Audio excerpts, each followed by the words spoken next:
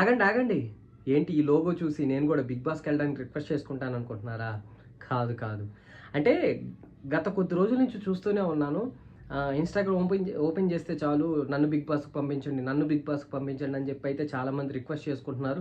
Okay fine, అంటే వాళ్ళ request వాళ్ళు చేసుకుంటున్నారు, వాళ్ళ ప్రయత్నం వాళ్ళు చేస్తున్నారు, అంతా బాగుంది.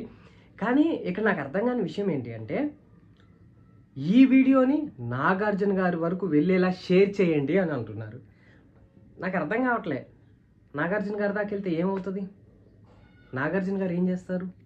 బిగ్ బాస్ మేనేజ్మెంట్కి వెళ్ళేలా షేర్ చేయండి అని చెప్పండి, బాగుంటుంది.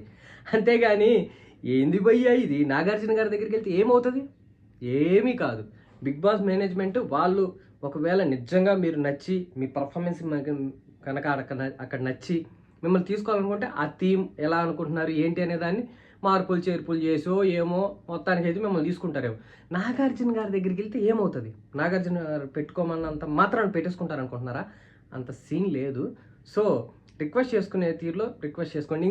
ఇంకో వీడియో చూశాను, ఎవరో అంటే మాట్లాడకూడదు, చనిపోయిన వాళ్ళ అమ్మ కళ్ళలోకి వచ్చి చెప్తుందంట బిగ్ బాస్లోకి, నువ్వు వెళ్ళు బిడ్డ అని చెప్పి. ఏంది భయ్యా, చనిపోయిన అమ్మను వాడేది ఏంది భయ్యా? కొంచెం మంచిగా ట్రై చేయండి భయ్యా. చనిపోయిన వాళ్ళని కూడా తీసుకొచ్చి, అది కూడా అమ్మని మరీ చెయ్యాలి, కానీ కరెక్ట్ కాదు భయ్యా. ఆలోచించండి మీరే. అండ్ నాకు ఇంకోటి ఏంటంటే, ఇంతమందిలో బిగ్ బాస్ దాకా వెళ్ళాలంటే చాలా కష్టమే. ఏమో నా ఒపీనియను. నిజంగా బిగ్ బాస్ 9లో సామాన్యుల్ని తీసుకుంటారా లేదా అని అయితే మరి ఆ టైం వరకు అయితే వేసి చూడాల్సిందే. సో మరి చూద్దాం ఏమవుతుందో.